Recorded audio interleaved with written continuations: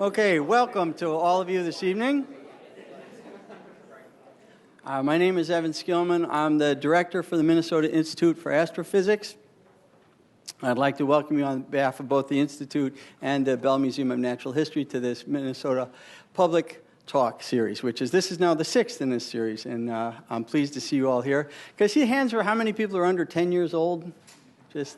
That's what we're aiming for. That's fantastic. And how many of you from the regulars at the Café Scientifique? I know this is Leah's big crowd. There we go. All right. And how many are in my class? That's just a personal thing. Great. Welcome all. I'm just pleased. You can't believe how pleased I am that so many people have come to these talks. Thanks for your support, and I guarantee a wonderful lecture tonight. Our speaker tonight is is Larry Rudnick. I'll make up a brief bio for whenever I talk. Larry always corrects me, so whatever I say, he'll fix it later. He originally came from the Philadelphia area, went to undergraduate at Cornell and graduate school at Princeton, and worked at the National Radio Astronomy Observatory all before coming here. He's been at the University of Minnesota for a very long time. I won't use years to avoid the sensitivity. So, professors at the university, so those are used to me, I do very short introductions and just hand over the mic, but in this case it's going to be a slightly longer one because Larry's a very special person. Faculty here are responsible for in 3 regards. We do research, we do teaching, and we do service. And Larry is the ideal professor in that he's just hit home runs in all 3 of those. In research, he's a multi-wavelength astronomer, so even though his roots were in radio astronomy, he broadened out into other wavelengths, especially in X-ray astronomy. He studies supernova remnants, which many of the iconic images that you see of these supernova remnants he's had a hand in making them.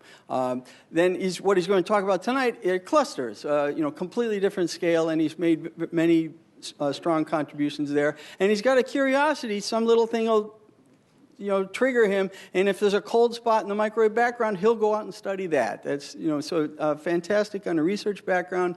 In teaching, he was here, I think before I even got here, he already got awards from the University of Minnesota for his teaching. We use him all the time to coach other teachers how to be good professors.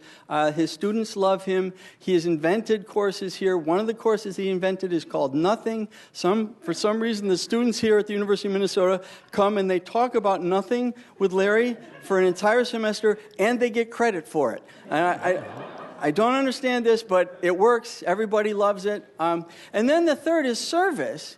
And the service can be broadly defined: service to your community, service to your university, service where. Larry's list there is incredible. This is our brand new building. There are outlets and tables and lights and switches. All of them belong where they should because of Larry. He was working with the architects all the way through. So the artwork that's out in front, Larry played a role in making sure that was in the right place and said the right thing. That's just this building. There's going to be a new Bell Planetarium. Larry's been working on that for decades and has played a big role shepherding that through. And I could go on and on in this category. He's just, across the board, he's been just a fantastic colleague. And I'm just thrilled to death to share Larry with you all tonight. And so if we could have a just big welcome for Larry Rudnick. I'm always nervous when people clap before the talk, because it sort of puts the pressure on. Thank you, Evan. It's a delight to be here. There was one problem with your introduction. And that is some of my students from the freshman seminars are here, and I've given them the challenge to figure out where I was from by decoding my accent. And you just spilled the beans. But, okay. It'll do. So tonight, title of the talk is A Walk on the Wild Side. A dark side. Oh, geez, I've started already. Never mind. Okay. And in order to take this walk, we're going to look at what it means to be dark, for light not to come through to us from astronomical objects. We're going to look at clusters of galaxies, which is where most of my research is now. And then we're going to have to let time run because the time scale for clusters to change is billions of years. And so if you just look out and you take pictures, you don't see much going on. And what we've done over the years, my colleagues and my students and myself, is look at clusters and say there's something suspicious going on, but you really can only understand it if you watch the movie for billions of years, which we can't do. So we have to rely on other tools. This is the bottom line. Here's the two messages that you should go away with, and my favorite font of wisdom is there to help with it. So there's many ways that matter can be hidden from our sight. And the most important, and perhaps the most interesting and dominant form of those things that are dark is what we call dark matter, basically because we have no idea what it is, and so we just call it dark matter. Someday, perhaps we'll know. And then the second thing is that if we let this movie run for billions of years and let gravity work on the dark matter and the normal matter, the kinds of stuff that we're made of, then when we look at these objects that I'm going to talk about tonight, clusters of galaxies, what we're going to find is that they are stormy, that there's all kinds of interesting phenomena going on in them. Things are rushing to and fro, shock waves are going off, all kinds of things are happening in there, but on time scales of billions of years, which makes it a challenge in order to be able to study. So we're going to start with dark things. And as I was preparing this talk, I was going to just launch right into dark matter, which is the most important thing. And I realized that there's other ways that things can be dark, and I should sort of cover them first and make sure that we have some context. And the first one is there are things that shine, but for one reason or other, the light is blocked, and so you can't see it. Pretty simple. You block the light, and I'll show you a couple examples of that in a minute. There are other situations where things are shining, but not in the part of the spectrum that we can see with our eyes. So we need to build other kinds of instruments to be able to see it. They're shining, but not with a visual light that we can see with our eyes. The third way that things can be dark is that they can emit light or potentially emit light, and then it gets trapped in a very strong gravitational field. And when you trap light that's trying to escape, that's when you have a black hole. And so that's a third way that things can be dark. You can trap the light with very strong gravitation. And then finally, there is the things that we call dark matter, that no matter where you look in the spectrum, no matter what you remove in terms of any blocking, get away from situations where there's a black hole, there is just no light which is coming out. So those are the four kinds of ways, and the first part of the talk is going to be exploring those. So we'll start by looking at things that are shining, but the light is blocked. So this is a picture of a nebula. It's actually called Thackeray's Nebula. And there is, you can see stars here and diffuse gas around here that's just heated up and shining. But there's obviously something dark that's blocking the light behind it. So this is what astronomers call dust. They are very small particles, solid particles of the same kind of stuff the Earth is made of, silicates, and there's carbon dust, and a variety of different minerals and things. And we find them in the space between the stars all over. And these kinds of very dense clouds of dark material are fascinating in their own right because they are places where new stars are going to be born inside of these dense clouds of material. But for our purposes tonight, they're just blocking, and that's one way that things can be dark. We're used to naming constellations. The ancient astronomers looked at the patterns of stars in the sky and imagined fanciful figures up there and came up with mythical creatures, constellations in the sky. Down south, it's a different story. They can do that down south in the southern hemisphere, but they also have the central regions of the Milky Way. And in the central regions of the Milky Way, the whole sky is just bright along a band. And then the places where there is dust and it's dark become very prominent. And so the Incas in Peru and the Aboriginal Australians came up with dark constellations. And so if you ever get a chance to go down south, by all means, you ought to do it. And here's a couple of the dark constellations. So these are some dark constellations of the Inca, and you can see a llama here and a baby llama there. That's a real one in case you can see. And here's the giant emu in the sky. This is the same region as here, but the Guringai in Australia named this whole thing. And it's fascinating to look at the opposite of what you're normally trying to look at the negative parts, the dark parts, and to name these dark constellations. So that's our first kind of dark stuff. Light is being emitted, but it's just blocked by something. And so when we say that stuff is dark, and we're trying to study dark matter, we have to first be very careful to make sure the light is just not being blocked by something. Second thing, the second kind, is things that emit in parts of the spectrum that we can't see with our eyes. So if you look at what we call electromagnetic radiation, which is vibrating electric and magnetic waves, you can make those vibrations at any rate, which we call frequency, any rate that you want, you can generate electromagnetic waves. But only when you get in a very narrow range around what is about 10 to the 14th times per second. So 100 billion times a second, the electric and magnetic fields are vibrating, and when they hit that frequency, we can detect it with our eyes. There's no reason why you couldn't detect other types of radiation, except our eyes are sensitive to that visual range, because that's where most of the sunlight comes out. So our eyes have adapted to be sensitive to the sunlight, and that light gets through our atmosphere. So if you wanted to have the ability to use the sunlight to see things on the Earth, your best sensitivity should be in that visible part of the spectrum. So this is where we see things. But if you just slow down that frequency a little bit and stretch out the waves, then we can't see it anymore, and we give it a different name. There's nothing different about it. We just give it a different name. We call it infrared, and that's also electromagnetic radiation. But if something is emitting in those frequencies, we can't see it with our eyes, and we have to build instruments in order to be able to see it. Lower yet, and we get millimeter waves, we get microwaves, all parts of what we call the radio part of the spectrum as you go down to the lower and lower frequencies. And again, it's all the same stuff, but if there are things out in space that emit in this part of the spectrum, they will appear dark if you look through a telescope. But if we build the proper instruments, we can take pictures of things and see those otherwise invisible parts of the universe. At the other end, same thing. If it gets, the frequency gets too high, we're going to call it ultraviolet. If it gets higher yet, we call it X-rays or gamma rays. And these are, again, all the same thing.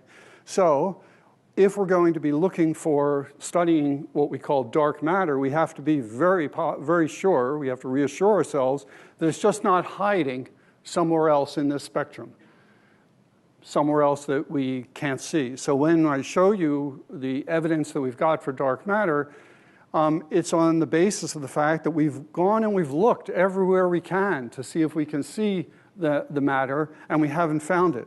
And so we come to the conclusion it's not shining in any part. It's not blocked, and it's not shining in any part of the spectrum. So let me show you a couple of things that you can't see with your own eyes. People under 10, and including some of the big people under 10 that raise their hand. What constellation is this? Oh, come on, just yell out, guys. Yeah, so this is Orion. And Orion, if you look carefully, in the sword of Orion, there is a fuzzy little object, which is actually not a star. That's the Orion Nebula. And that's a place where new stars are being born. And it just looks through a pair of binoculars or so like you can see actually with your eyes that it's a little bit fuzzy. And if we look at it with different telescopes, we can see lots of other things in there. So here's a picture in the visual part of the spectrum through a telescope to just enhance what we can see. But then if you take a picture in the infrared part of the spectrum, you can poke through that dust. And so that dust, which is blocking the light, is revealed, and we find the Orion Nebula just filled with stars. And these are all young stars that are in the process of forming. And this is a major place, a major birthplace of stars in our Milky Way galaxy.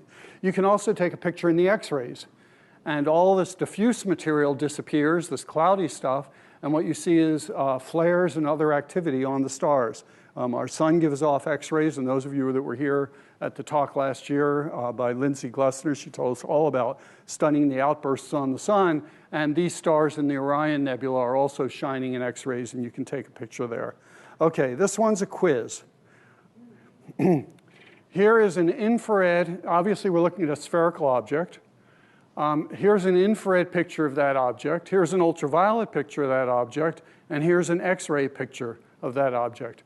I'm open for guesses. What are we looking at? What's that? Yell it out louder. Earth. Earth. Why does it look like Earth? Looks like North America. You've got sharp eyes. This is North America. You see it here? Here's the oceans.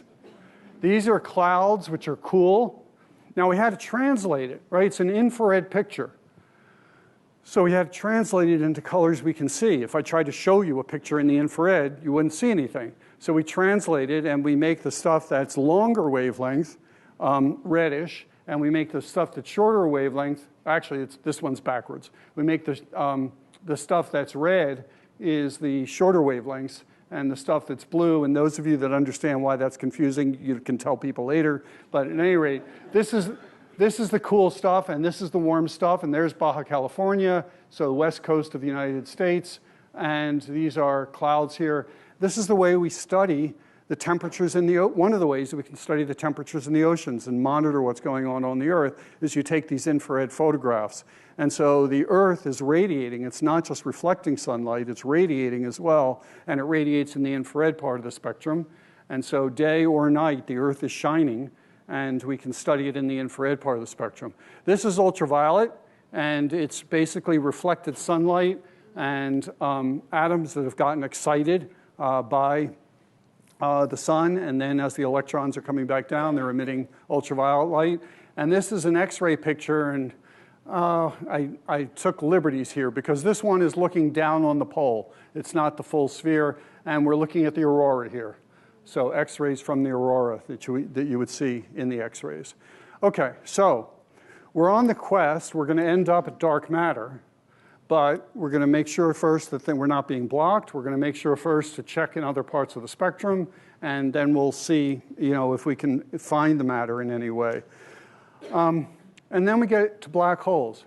So in black holes, the gravity is so strong that the light essentially gets trapped inside the black hole. We call the edge of a black hole, which is not a physical edge, we call it a horizon. We cannot see beyond it, that any light that was emitted inside there is bent around and trapped back inside the black hole, and so no light comes out of it. And you might ask how in the world do we know anything about black holes at all if it traps all the light in there?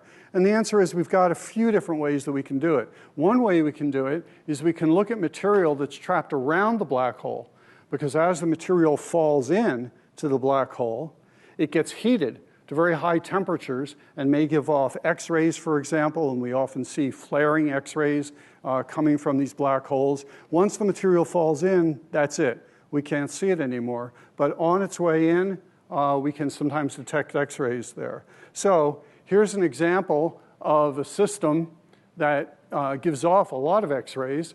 So we have a black hole here with a star nearby from which it is stealing material. It's just pulling the material off this other star here and forms into a little disk as it slowly spirals in and spirals in. And as it does, it gets heated and gives off these bursts of X-rays. So this is a plot of X-rays as a function of time. And this is in seconds. So this whole thing is about 20 seconds worth of time. And we get these very rapid fluctuations in X-rays as material's falling into a black hole. And these black holes may be on the order of 10 times the mass of the sun. They started out as massive stars.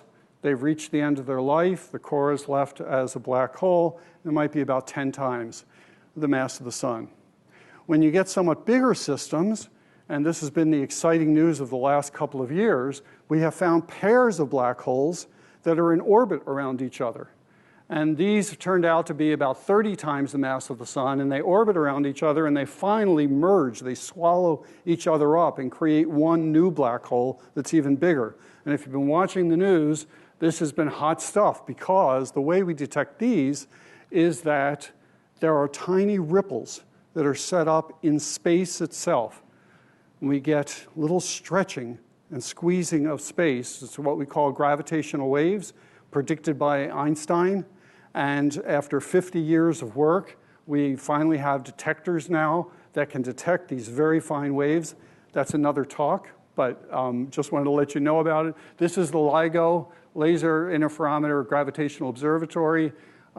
There are 2 of these in the United States. Another observatory just came online outside of Pisa in Italy, and they've now detected the 4th example of these coalescing black holes.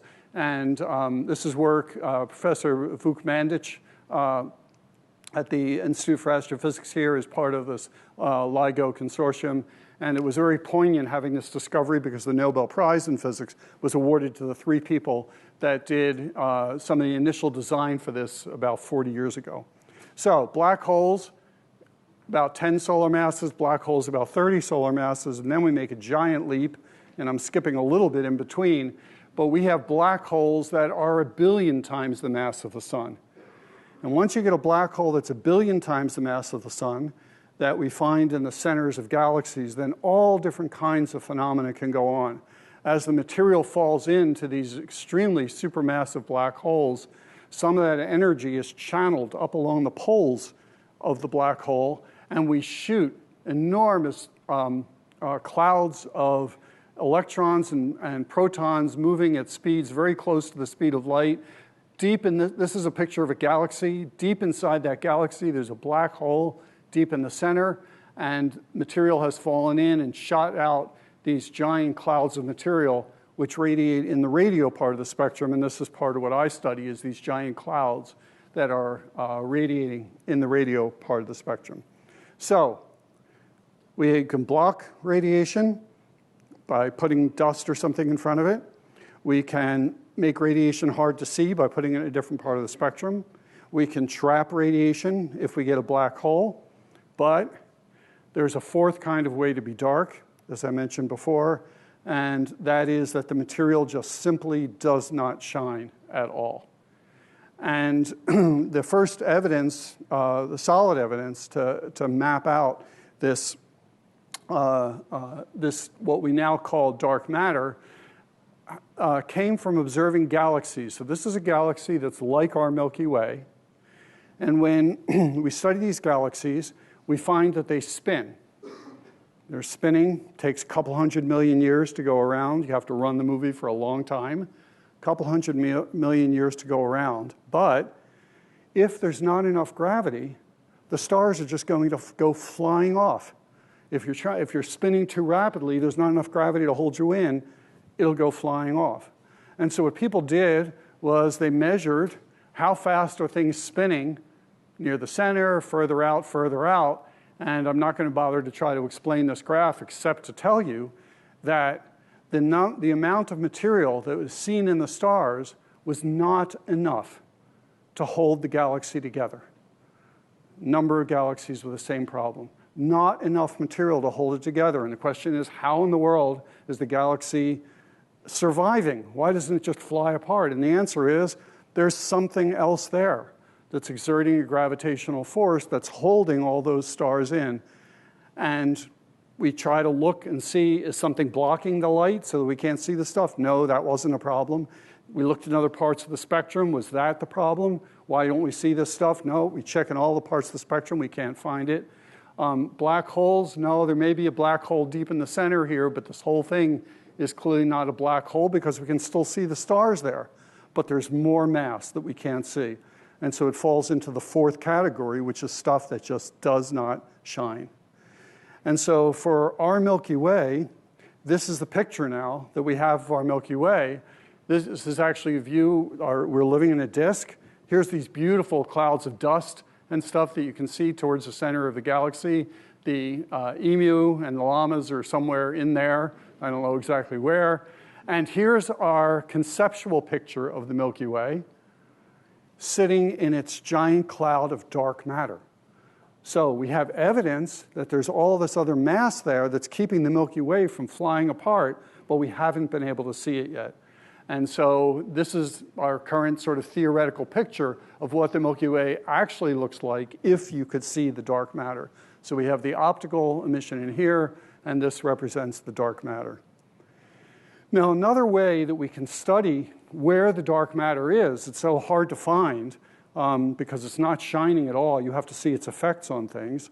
So one of the ways that we can do it is, again, going back to Einstein, if we look at a star and then we put something in the way between us and the star, the gravity will cause the light to bend. And this was something that Einstein predicted, and it was actually first seen during a total solar eclipse in the early 1900s, confirming Einstein's general theory of relativity. And when you bend the light, you have the object is really here, and it comes around the dark matter, this really dark stuff, and it gets re-bent a little bit. And when we look out from here, we think the object is up there because we saw the light bent. And similarly, any light wave that goes this way will get bent, and we'll think there's another object there. And there we go. It's called a gravitational lens.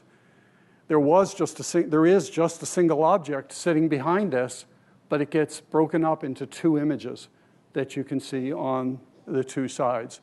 And I've mentioned Lilia Williams here.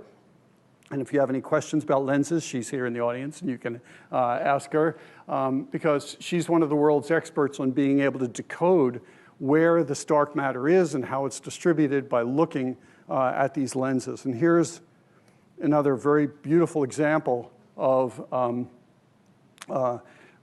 distorted image, a couple of distorted images, because there's an object, again, directly behind here, and we get this beautiful, what we call Einstein ring, which is just the light bending around, and it looks like it's coming from a whole circle around there. So the question is, one of the questions is, well, we want to know where is this stuff? What has it done to the rest of the matter in the universe? And of course, what is it? And the answer is we still have no idea. But we're trying. We're trying to work on it and see. And one of the places that we're trying is up in northern Minnesota. And Professor Priska Cushman is here, so you can ask her questions if you want to afterwards. But what you want to do is you want to go to a place where no other particles are going to get in the way. And so you bury your detectors very deep underground. And I hope I got the number of nines right here, blocking 99.999% of the contamination that would be from above. And you look for little tiny signatures of dark matter coming through your detectors and just bouncing off the detectors and giving off a tiny little trace signal and perhaps giving us clues to what that dark matter is. So this is not the latest generation experiment, or how are we? This is the latest that's in operation? No. We're supposed to. Okay, so they've gone on from here. They're putting detectors in here, and they get to wear these cute little hats and stuff to keep everything clean. So University of Minnesota is one of the major players in this laboratory searches to figure out what these dark matter particles are. So we see the astrophysical evidence that they exist, but we need to get into the laboratory to get our hands on them, which we haven't yet. And there's all kinds of clever experiments that the university and other institutions around the world are doing to try to figure out what is this actual stuff. Okay, so where are we? Dark things that shine, but the light's blocked. Things that shine, but we can't see with our eyes. Things that shine, but the light's trapped by black holes. And finally, the stuff that is going to turn out to dominate the behavior of most of the things that we see in the universe, this dark matter, the stuff that just doesn't shine. Okay, that's the end of our first half. So we've been talking about dark matter, and we're going to switch over and talk about clusters now. So in order to talk about clusters, I'm going to take you back to this old map of constellations. And there's a constellation here called Coma Berenices, the hair of Bernice. And it's you can see kind of a cluster of stars here, and I think the hair was just kind of fanciful. There wasn't anything else, anything to see there. And what I want to do is to show you a modern picture of this area of sky. Here's the cluster of stars. Here's that group of stars, that constellation. And there's a cluster in here, a cluster of galaxies. Anybody spot it? I'll move my laser pointer around, and if you think I get near it, just yell, "Yo!" or something like that. Well, there's a couple of galaxies. Yeah, that's good, but that's not the cluster. Nothing? Oh, well, there's another. Well, I'm not sure what that thing is, but okay. Well, yeah, there's a nice galaxy here, but not a cluster yet. We're looking for clusters, which is going to be a giant group of galaxies. Let's zoom in a little bit. Can you see it now?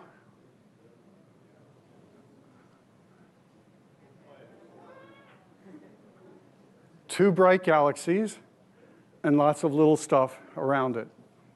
In fact, let me zoom in a little bit further. And there it is. Beautiful collection of galaxies. Now, I'm going to give you some perspective on here. These fuzzy objects we now know are galaxies that are the same size as our own Milky Way, or even bigger, which means they have hundreds of billions of stars in them. So you're not looking at little clouds of gas. You're not looking at stars. You're looking at collections now of hundreds of billions of stars in each of these spots. And now we've got maybe thousands of these fuzzy objects all collected together in a giant cluster. And these are the kinds of systems that I study and that we're going to talk about as we go on now. Now, by geological terms or astronomical terms, it wasn't that long ago that we had no idea what these fuzzy objects were. We didn't know how big the Milky Way was. We didn't have a concept yet of our own Milky Way galaxy. There were stars, and we could recognize these pinpoints of light, the things that would twinkle. And then there were little fuzzy objects. Some of those fuzzy objects were comets.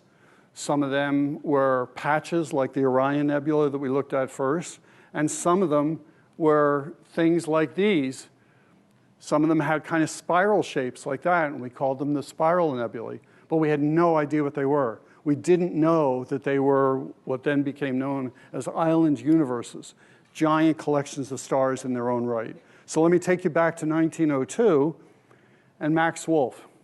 He doesn't know about galaxies, he doesn't know about stars, but he's a great observer, and he knows about fuzzy objects.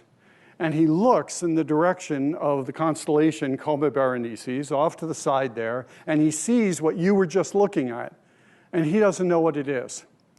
And he maps it out. Everywhere he sees a fuzzy object, he kind of puts a dot, and then he colors in, because he didn't have a computer, and he colors in by hand, and he shows you where most of them were found, and then fewer of them out here where it's light gray and some kind of strange collection here, and he has no idea what he's looking at.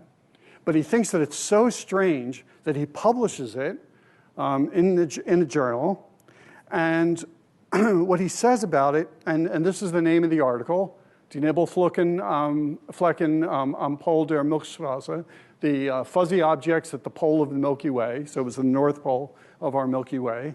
And what he says about it is it's premature to figure out, and I apologize for my German, but anyway, it's premature to figure out or to speculate on what I'm actually looking at, about what these things mean, but I can't avoid recommending it for general attention. So he just publishes it and says, here guys, look at it. I have no idea what I'm looking at, but here it is. He discovered the first cluster of galaxies. He didn't know. He had no idea what he was looking at. Here's a modern picture. And it's what he saw. And this modern picture is color-coded. It's showing you how many galaxies are in each spot. And I've color-coded it by how fast they're moving for other reasons. But you can definitely see the same pattern. And that's what he found. And today we call it the Coma Cluster because it's in this constellation, in the Coma constellation. And so we call it the Coma Cluster. And so this was our first look at a cluster of galaxies. Later we discovered what these fuzzy objects were. They were galaxies in their own right. And today we can start studying these clusters of galaxies and figure out how they work and what's holding them together, how they formed. And when we do that, we hit exactly the same problem that we did with individual galaxies, namely that these things should be flying apart. We can measure the velocities of the galaxies. For those of you that know, we're using the Doppler Shift. So the same, like the Doppler radar that you see on the weather, or the Doppler gun that the police use to catch you when you're speeding. We use that same technique to measure the velocity of the galaxies. We see how fast they're moving. We see how many stars there are. And there's not enough to hold the galaxies together. They should be flying apart. And they're not. And this, in the Coma Cluster, this idea that the clusters ought to be flying apart, but that they're not, leads you kind of naturally to the conclusion that there must be something else there which is holding them together. And Fritz Zwicky in the 1930s called them the Dunkelmaterie, the dark matter. Was the first time this, I think was the first time that this was used. And he was studying the Coma Cluster. And he said there must be a lot of dark stuff in there which is keeping these galaxies from flying apart. So the question is, what is it? Can we find this dark stuff? I'll tell you the answer now, no, we can't. We never found it. But we've been able to map it. We know where it is, but we don't know necessarily what it is yet. But at any rate, so let's go. Is it the optical? No. Zwicky had already counted up the number of stars, put in what he knew about the mass of stars, and said there's not enough material there in order to hold everything together. So let's look in another part of the spectrum. Let's go ahead and look in the infrared part of the spectrum. So here's an infrared picture of the same Coma Cluster. And there's nothing new in there. It's basically the same galaxies that we're seeing that we saw before. So we still have the problem. What is holding this cluster together? We look in the ultraviolet. And aside from some telescope artifacts here, basically the picture is the same. We're seeing the same things that we did before. It's just the stars that are in the galaxy, and we still don't know what is it, or we haven't found yet what it is that's holding stuff together. The situation changes now when we go to the X-rays. So we start with the Rosat telescope and take a picture of the Coma Cluster. And that's the picture we get. And it's different. It's different than the pictures that I was just showing you previously in the optical and in the infrared and in the ultraviolet. It's not dominated by the stars. It's dominated by a giant cloud of gas. And so people got very hopeful. Well, there's more stuff there. We never saw this stuff before. Maybe it is the dark stuff that just hadn't been seen, and it was shining in the X-rays. And then we studied it with a telescope called XMM Newton and got a slightly more detailed view, but not much change because it really is a fuzzy object. And so things are a little bit sharper here, a little bit higher resolution, but there's gas. That's what's emitting these X-rays is clouds of hot gas, hundreds of millions of degrees, tens and hundreds of millions of degrees, because that's what it takes to glow in the X-rays. So we're on the path. We found some new stuff. And then finally, the next telescope to look at is the Chandra Telescope. Oops, wrong Chandra. I know, some of you want to see that again because it was too fast. That's Chandra. I had to Google her. I don't know who she is. Okay. But this is the Chandra Telescope. And the picture that you get with Chandra, you start to see some details in there. So the gas isn't completely uniform. It's got some filamentary features in it. And okay, so something's going on in the cluster. We do the calculations. We ask, could this stuff be Zwicky's dark material the dark matter. Could this stuff? And the answer is no. It's more than all the material in the stars, but it doesn't solve our problem. It's still not enough to hold the cluster together. So what are we going to do? Well, I'm going to show you another cluster now to show you how we map out where the dark matter is. Even though we still don't know what it is, because of this effect I showed you before, this gravitational lensing, this bending of light rays, we can tell where the dark matter is. And so here's a picture of a cluster with all these funny little elongated features here, which are actually background galaxies that have been stretched by gravity. The gravitational bending has stretched those galaxies out. And so we can now look and tell you where the dark matter, how much dark matter there is, how it's distributed in the clusters. We can't tell you what it is, but we'll at least tell you where it is and how clumped it is and how distributed it is, and maybe that'll give us some clues about what role it's playing and the formation of these clusters. So this has been done for lots of clusters now, and the hot gas that you see in the X-rays is shown here in pink for a bunch of clusters. With the blue material, the map of the dark matter. So we've just colored it blue. It's not, you can't ever see it, but we map it out with this gravitational bending of the light, and we can show you where it is. So now we're prepared to study sort of how do these clusters assemble themselves, get together, how do they evolve with time. Some of my research is in the X-ray part of the spectrum, studying this hot gas, but a lot of the work that I've done has been in the radio. So let's go ahead and look in the radio at the Coma Cluster of galaxies that we were talking about before. So this picture is the X-ray picture we were looking at, and we go out with a whole series of radio telescopes. So my students and colleagues and I have studied this cluster to death. We've used an array of telescopes in the Netherlands, the Westerbork array. We used a very large array in New Mexico. We used the Green Bank telescope. It's hard to picture these things. This is the size of a football field in the hills of West Virginia.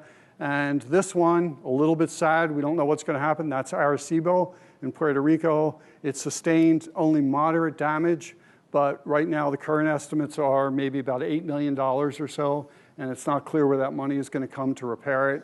And of course, I mean, half the island still doesn't have electricity, so it's a little early to talk about what's going to happen with that telescope. But we've observed it with this telescope, and this is one of the pictures that we see when we take a radio picture now of the Coma Cluster. And I'm just going to call your attention to a couple of things. A lot of these little spots, I'm going to show you better pictures of them of things like them in a minute, but I want you to call your attention to this funny kind of line here. It's not clear what that is. When we try to figure out, I mean, that's our job, is to take these pictures and try to figure out what we're looking at, and in the field, we have named these things relics, and they're just sort of straight or sometimes curved features sitting on the edges of clusters of galaxies, and the question is, what are they?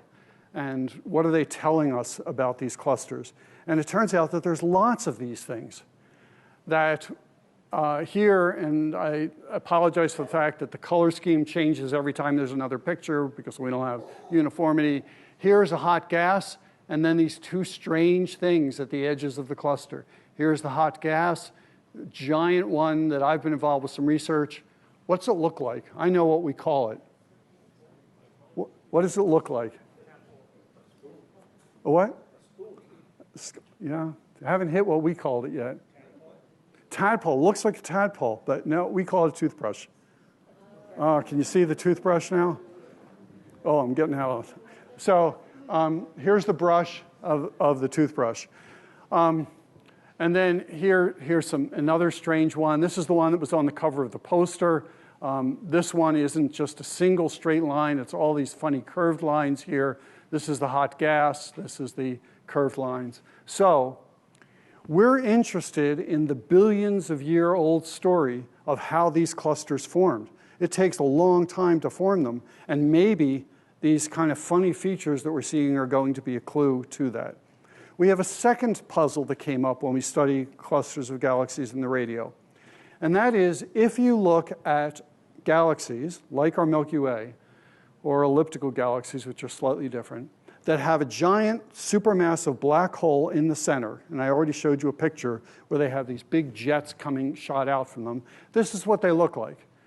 Galaxy, supermassive black hole in the center, giant clouds of radio-emitting plasma coming out. Here's another one. The galaxy's in here, black hole is sitting right there, giant clouds of gas, of relativistic gas, things moving near the speed of light. But when you go into a cluster, that's not what you see. When you go into a cluster, you see something different. You see a galaxy with a supermassive black hole and some curved trails coming off it. Here's another one with a trail coming off it, another one with this long trail coming off. We see these things with funny long tails. And the question is, what are they doing? And our answer is they've got to be moving through something. Something is dragging those tails back. Great. We now have a way of studying or perhaps getting a handle on what's going on over billions of years, even though we can't sit around for billions of years and take the picture. But we can watch something that has evolved over hundreds of millions and billions of years and may give us a clue to the motions of what's going on inside the clusters. So here's the two puzzles that we've got. The puzzle is, what are all these very straight features and curved ones that we find at the edges of clusters? And what are these long tails? What are they teaching us about what's going on inside these objects that are changing over billions of years? So now we get to the third half of the talk, which is, now we're going to let time move, because we've got the basic stuff. We know what we're looking at. We've seen the clues, but we got to put it together. We've got to figure out what's going to happen over billions of years. So we've got the dark matter. It's more massive than anything in the cluster by a large factor. There's maybe 5 or 6 times as much dark matter as there is the stuff that you see. So the dark matter is everything in terms of how that cluster is going to behave, and then everything else comes along for the ride. We've got the dark matter. We have funny radio galaxies with long tails that are telling us something about what's going on in the cluster. We have these funny straight lines at the edges that maybe are giving us a clue to what's happening in the cluster. So now let's let the movie roll and see what we can get from it.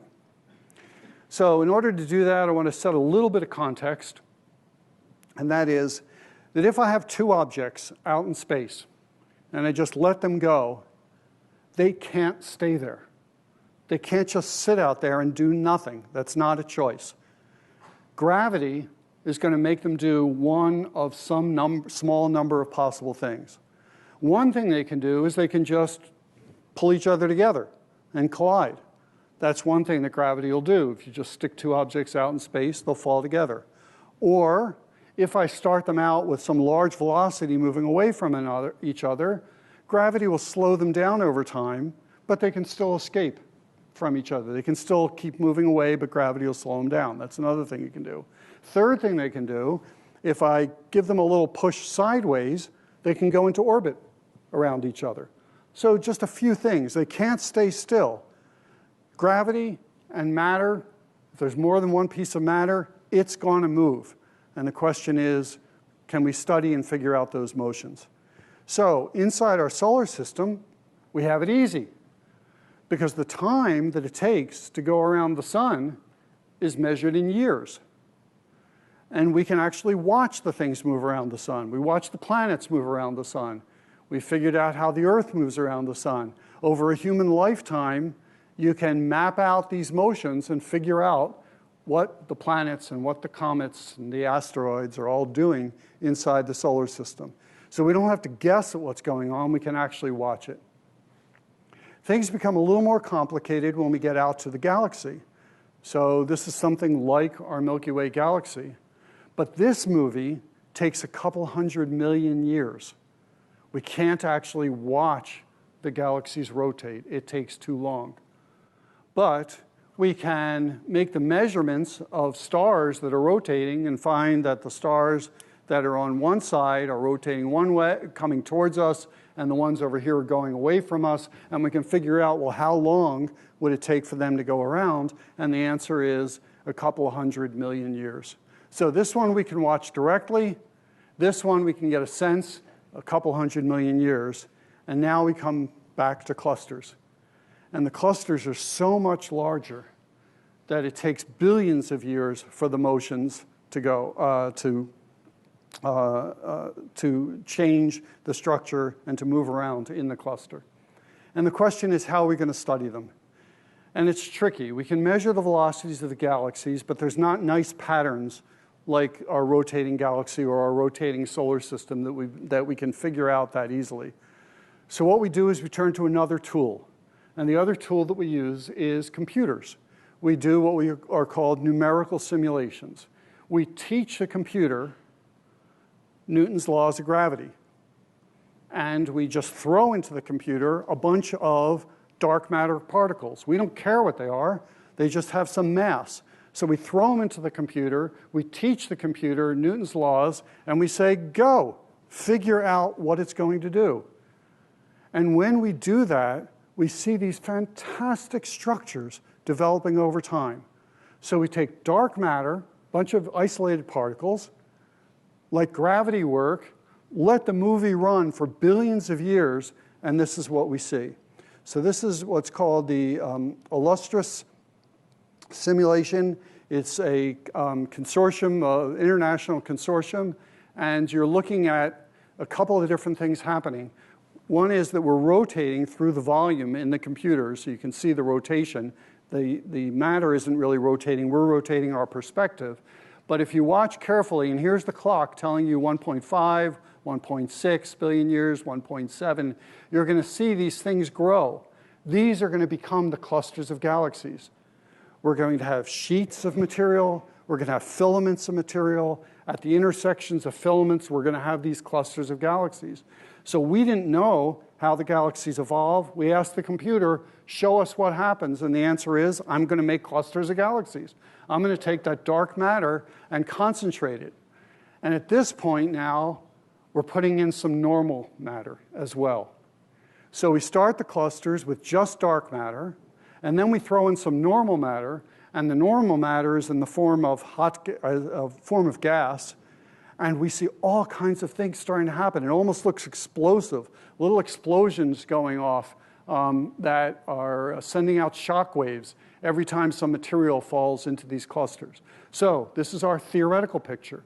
We've never seen it happen, but it's our picture of what ought to happen.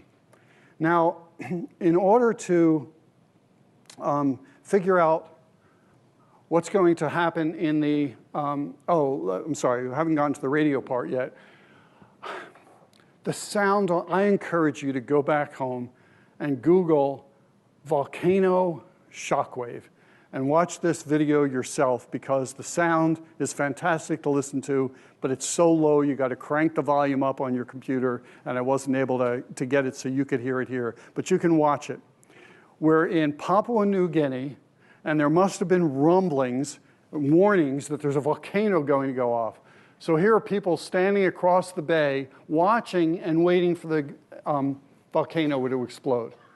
So we're going to watch the volcano explode, and you'll see this stream of dust and very hot, heated gas shoot up into the air, and it's going to shoot up in the air supersonically, faster than the speed of sound.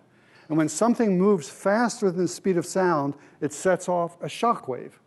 Well, that's great. It's something like we were looking at in the clusters. Maybe those shock waves have to do with what we're seeing in the clusters. So you want to watch the volcano go off, and then for just a fleeting second, and I'll play it twice so that you can see it, there's going to be a little bank of clouds that's going to form right up there ahead of the material. So as the material is rushing up into the sky supersonically, it's going to set off a shock wave, which is going to compress the clouds, and you'll see a little umbrella of clouds up here, and then it'll be gone. This is very similar to the sonic boom that you would get from an airplane that's going faster than the speed of sound.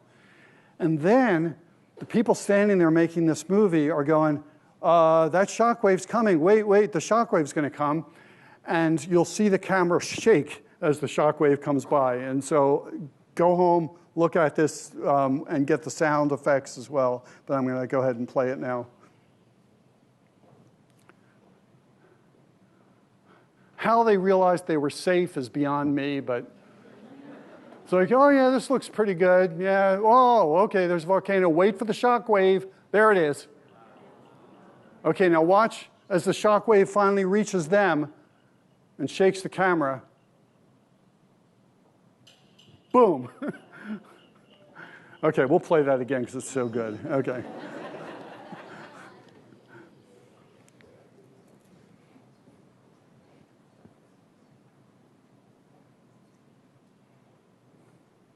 We know it's coming. We know. Whoa. Wait for the shock wave. There it is. And now wait for it to reach them. I know some of you geeks in the audience are calculating how far away they were from the volcano. Boom. Okay. So, supersonic motions. Stop. Oh, yeah, the comments on here are just great. But at any rate, supersonic motions are going to set off shock waves. And that looked like what was happening in our computer simulation. It looked like there were these shock waves coming off. Well, to figure out whether that's actually going to give us what we could see in the radio, we have to do other kinds of simulations. And Tom Jones and his colleagues around the world and the students here have been working on other simulations that go beyond the dark matter. They put in all of this gas. They put in magnetic fields, which we need to help generate the radio radiation, and they watch what happens over time. So let's go ahead and take a look at these movies now. We're looking now at clusters in the computer, and this is what a cluster should look like. And we see all kinds of stuff going on. So it just looks stormy in there. And so if you could watch clusters for billions of years, you'd see the storms going on. So maybe these things can, in fact, explain those tails that we saw. Maybe they can explain some of those straight lines that we saw. And the computer is showing us perhaps where these things come from. So in fact, here now is, come back to these two kind of puzzles that we had about what was going on in clusters, what kind of dragged these things back, and what created these kinds of linear features here at the edges. Now we've got the computer simulations which say it's stormy in there. Over billions of years, there's all kinds of motions that are going on, and maybe they can create these features. So we're going to look now at a simulation done by Professor Jones and grad student Brian O'Neill, and other students in Professor Jones' group are also working on other related problems. And here is a wind going by a galaxy making one of these tailed structures. You can see the computer makes things look just like that. And now we're going to have a shock wave come up and we're going to hit it. Boom. And it creates one of those straight type features. We don't know yet whether that's the right explanation.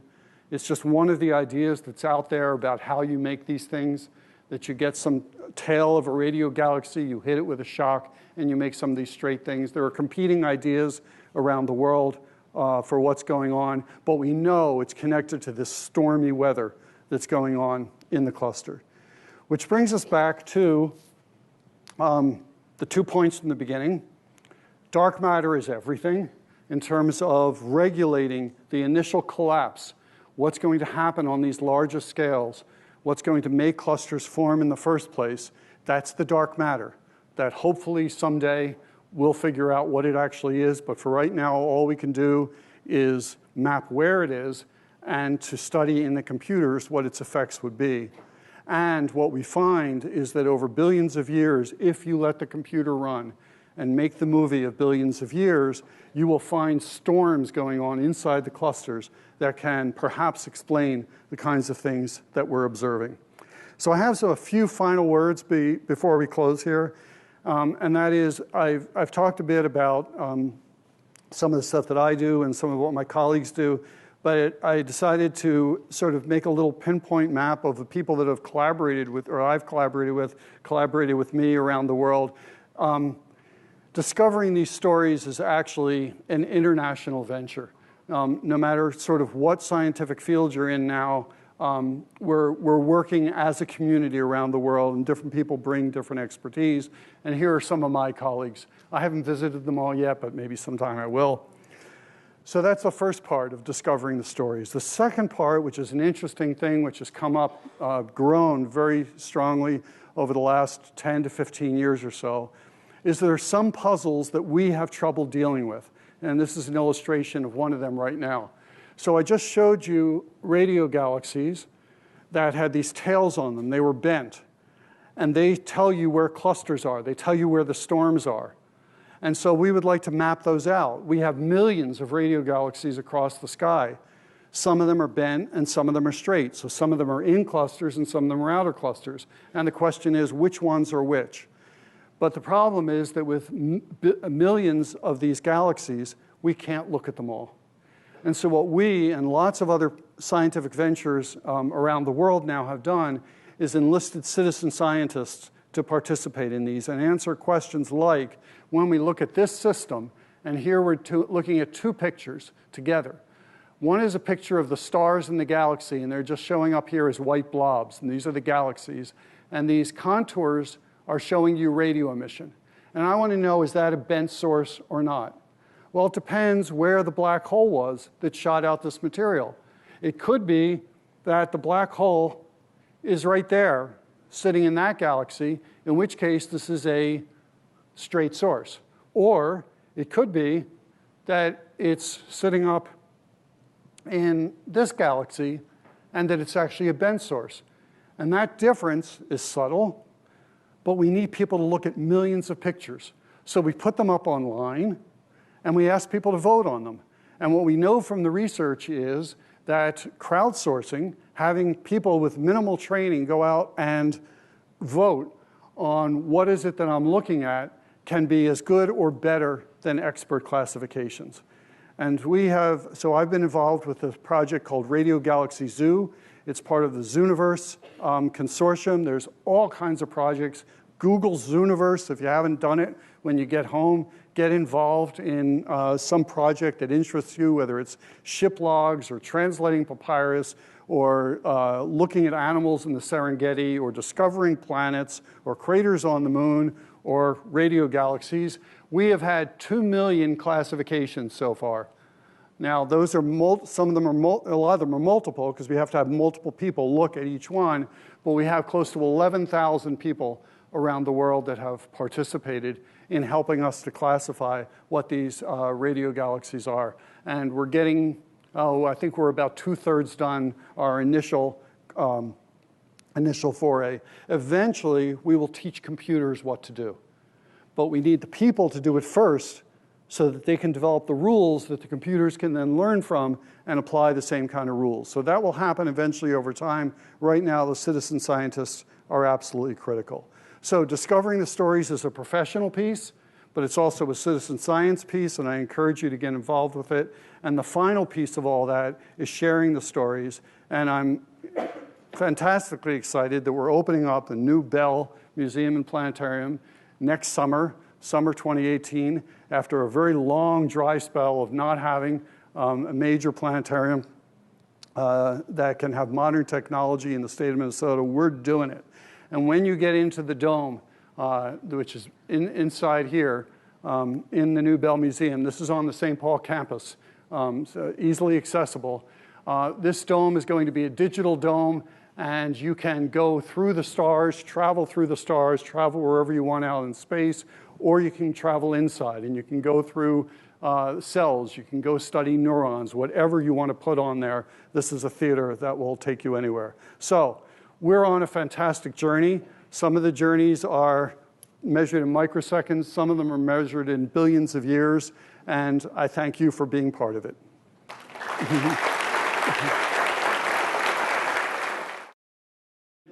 Our outreach efforts are supported in main part by donations from people like you. If you're interested in partnering with us to do more of this type of work, just drop me an email, and I can put you in touch with the right people. But first, are there any questions for Larry? You said that the scientists who were like discovering the dark matter would like count up the stars in the galaxies. How do you count something that has billions of things? Yeah, great question. How do you count billions of stars in a galaxy? And the answer is you don't. What you do, though, is you say, how much light does an average star put out? And that we can do by studying the stars around us that we can see individually. We figure out what does an average star put out. Then we go look at a galaxy and we say how much light is coming from there. And that tells us how many stars there are. And since we can measure the mass of individual stars and figure out what the average is, we can say, well, if we see that much light, there must be that much mass. So good question. That's how we do it. Do you believe that we live in a simulation? Like Elon Musk? Yeah. So this gets discussed sometimes in my class called Ultimate Questions about whether we do or not. I think at some level I don't care because if it's a simulation, it's a really good fake, so I'm just going to pretend that it's not. But I love the science fiction stories that do it. Yep. In one of the slides, you were discussing how you thought you found the dark matter and you mapped it and then the purple things, but then it ended up not being dark matter. What was it, though? That was the hot gas. That was the gas that was 100 million Kelvin emitting in the X-rays. So there was extra stuff there that was hiding from us originally, but when we added up how much mass it wasn't enough. So that was the sad face there. So that was, so hot gas, it was a new thing. We held out great hope. Maybe that's going to solve our problems. It didn't. Do you think that we live in an area that's light on dark matter and we don't have much here? Is it more prevalent elsewhere? No, dark matter is going through us all the time. What's different in our area is we have a high concentration of normal matter. So the ratio is different. So if you were out in the outskirts of the Milky Way, that giant cloud I showed, be very little normal matter, very few stars, very few clouds of gas, and basically the only thing around would be dark matter. So when you come here, yeah, there should be dark matter just flowing through us all the time, but we also have a lot of normal matter. So that's what's different about us. We have the normal matter here. Do you think it's probable that dark matter is emitting light at like frequencies we just can't detect yet? No, I think not likely. I don't know. Prisky, you want to try that one? No. No? Okay. I guess it's always possible. We've probed this extremely wide range and not seen any hints of it yet. Does it leave open a little chance that maybe there's something there? So we don't know. But even if it did, it's going to be really odd stuff, right? I mean, that's really the key to it. If it turns out that it's emitting radiation at extremely low frequencies, then it can't be the kind of normal matter that we're used to. So that we know, because there's actually a limit on how cold things can get. That's number one. And number two, what we've been able to see is that the dark matter arranges itself differently than the normal matter. So we know it doesn't interact the same way. So even if there were some radiation from it, it's different stuff for a variety of reasons. So if we find out about dark matter at some point in the future, how big of an impact would it have? Like, what other answers would we find out? Game-changing. Yeah, because we've got these fundamental laws of physics. I mean, what's been happening, and it's for quite a number of decades now, but there is basically a very strong appreciation that studying the very fundamental aspects of what matter is like can tell you about how the universe has evolved. So the smallest scales can tell you about what's going on in the largest scales. So if we find dark matter, I think everything will change, and we'll we'll take it from there. I just hope I live long enough to see it happen. Hi. Just like how black holes, are a result of boundary conditions that can be predicted by Einstein's relativistic laws, can dark matter and dark energy too be predicted from such relativistic laws? Good question, and the answer is no. The funny part of the history was that when Einstein did general relativity, something came out of the math that behaves like dark energy, which I haven't talked about, which I didn't talk about tonight. And so people look at that and say, that was the dark energy. So it's consistent. It's not inconsistent with his. There's nothing inconsistent, but there was no prediction coming out of relativity that we should find dark matter or dark energy. Yeah. Oh, we saw in one of the illustrations earlier, we had the two trails and they got pushed together. And that was by a shock wave, correct? Correct. What caused it? What caused the shock wave? Yeah. Yeah, the shock wave is because of all those things falling into the cluster. So when we were looking at those computer simulations, those shock waves were going off all the time. There's big explosions and stuff, and that's because the clusters are still forming. Material is still falling into them, and every time a clump of material falls in, it sets off a shock wave. And so that's where they're coming from, is the constant infall of material, clusters smashing into each other, stuff like that. I've heard that there's instruments that are being used to search for dark matter other than the light telescope or light-sensitive telescopes. For instance, one in observatories in Chile, and it's called a dark matter camera. Would you comment on that one and other instruments here on Earth that are being used to search for dark matter? I'm looking at my colleagues. I don't know what the dark matter camera is. There's the dark energy Yeah, okay. So there's something called the dark energy survey, and that's a different story than dark matter. Dark energy, which I didn't talk about tonight, changes the evolution of the universe. What's happened is that the universe is not only expanding, but getting faster with time.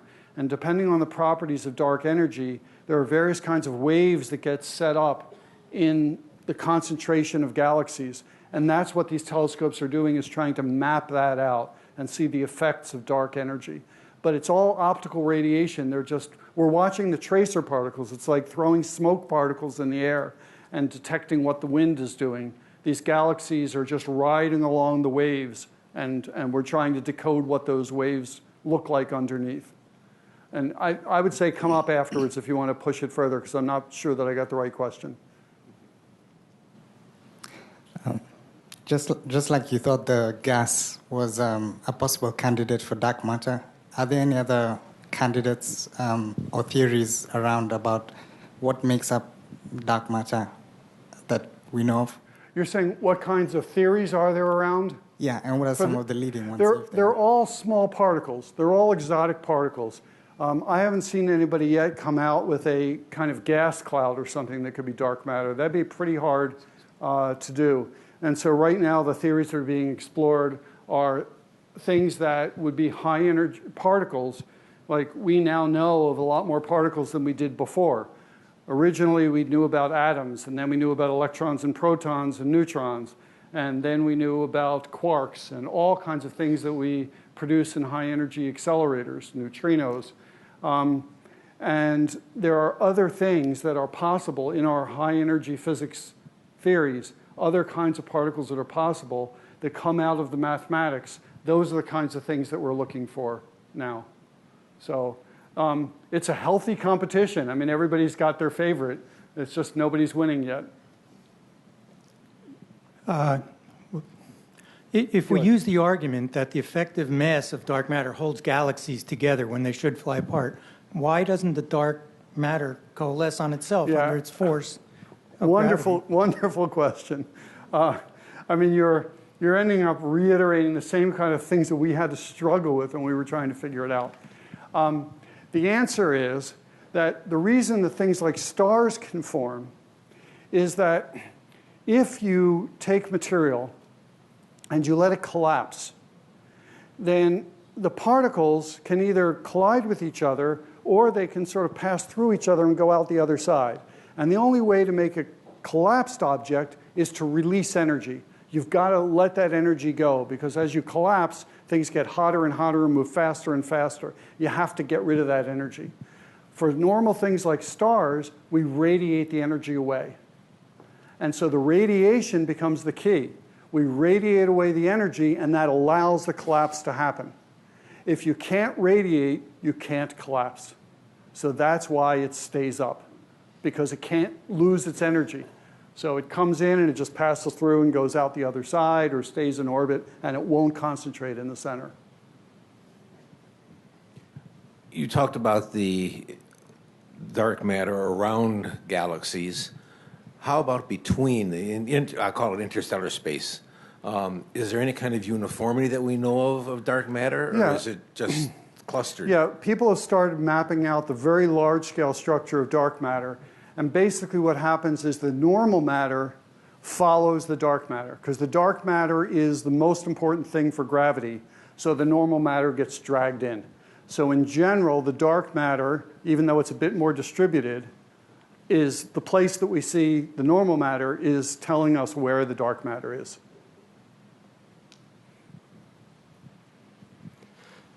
I'm curious about upcoming research and observation. Is there anything, I'm aware of the James Webb Telescope going up in a year or two. Is there anything you're excited about coming up that might help this study? Yeah, stuff that I'm excited about. So so my two main areas are in the X-ray and in the radio. In the X-ray, we're entering a little bit of a dry period. We had great, the next big thing is going to be a Japanese satellite that basically blew up. And they got right back on the ball, and they're launching another one. And the thing I'm excited about there is it's going to be able to measure these velocities with very high precision. So some of that hot gas that I showed you, we're going to start measuring the velocities of it directly. And so we're going to get a good glimpse of what's actually happening in these clusters of galaxies. On the radio side, the world is exploding. There are major telescopes being built in South Africa and Australia. We've got the square kilometer array that eventually will be built in both of those two countries. And we're going to learn a lot more about these radio galaxies, about the black holes that are in them. So yeah, lots of fun stuff coming up. I read an article where they think some of the very earliest stars were formed Whoever's talking waves so I can see. Oh. I read an article where they think some of the very earliest stars were formed with dark matter. Is there much research on that? I think it was in the astronomy magazine, but... Wow, dark matter stars? Yeah, some of the... It was a combination of dark matter and normal matter. I'm not aware of it. It may be. I'll have to look it up.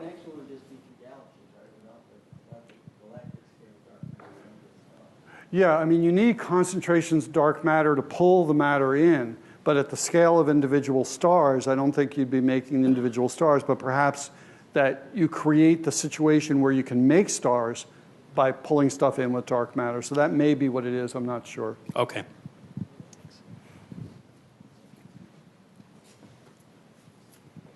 This is a well-read audience. Holy cow. How do black holes interact with dark matter? Does dark matter wind up in black holes? I don't know that there's anything special that goes on. It's a great question. Now I won't sleep tonight because I'll be thinking about black holes, dark matter, what are they doing? As far as a black hole is concerned, it exerts a gravitational force. And outside of the horizon, outside the surface of the black hole, it's just like any other mass. So it's just gravity. And to the extent that dark matter is going to respond to gravity, then the dark matter could go into orbit around the black holes or whatever. In terms of direct interactions, presumably if the dark matter went into a black hole, we would lose all information about it. We'd never It would just add to the mass. And in fact, it must be happening because dark matter is going through things all the time. But if it went into the black hole, it's not coming out again. So, but it's a fun thing to think about, and I'll lose sleep. Yeah, okay. So as the universe expands, does more dark matter appear? And if so, where does it come from? As best we understand, no.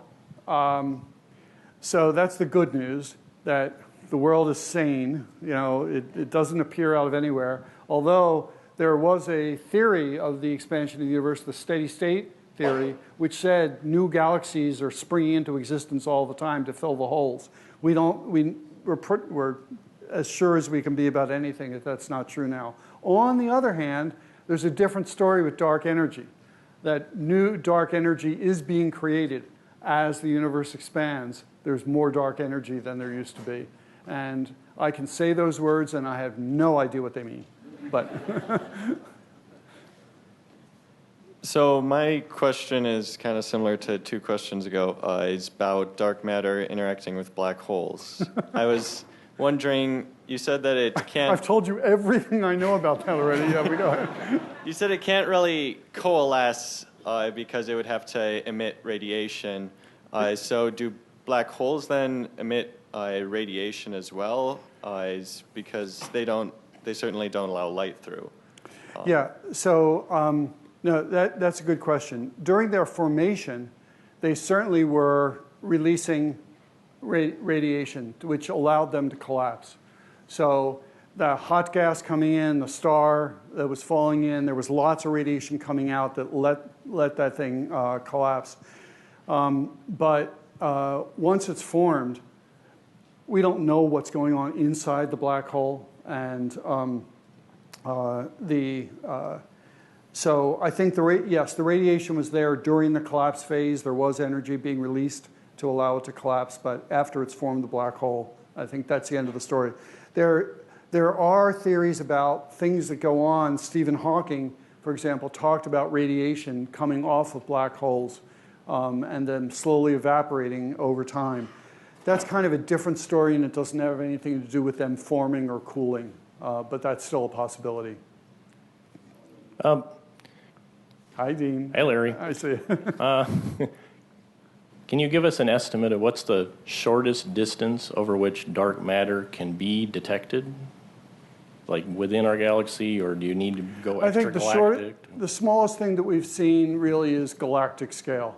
Yeah, so the rotation curves of galaxies that I showed, and I'm not aware of anything that detects the presence of dark matter on smaller scales. So there's 2 different issues. One is, could you detect it? But the other one is, how much does the matter dominate? And until you get to those large galactic scales, the matter is dominating. In our solar system, matter is dominating. So you're not going to find dark matter's gravitational effects inside the solar system. I assume you will cut off whenever you want to, yeah? Because if they ask me something so embarrassing that, whatever, you keep going. I'm not going. One last question. We'll do one last question. You said that if dark matter or any matter goes into a black hole for that matter, it's just lost forever. With enough energy, is it theoretically possible to reverse that process? No. Yeah, that's really the end. As best we understand it. There's interesting speculation about wormholes and what goes on at the singularity, at the center of black holes, and whether it's possible for stuff to escape. So there's mathematical explorations of possibilities along that line, but our standard physics would tell us that's the end. And it's not a question of energy. In fact, it works the other way. If you were to try to pump energy into that black hole, it would act just like mass, because Einstein told us that, and it would just add to the mass of the black hole. So it's a losing game. Thank you, Larry, for a wonderful talk.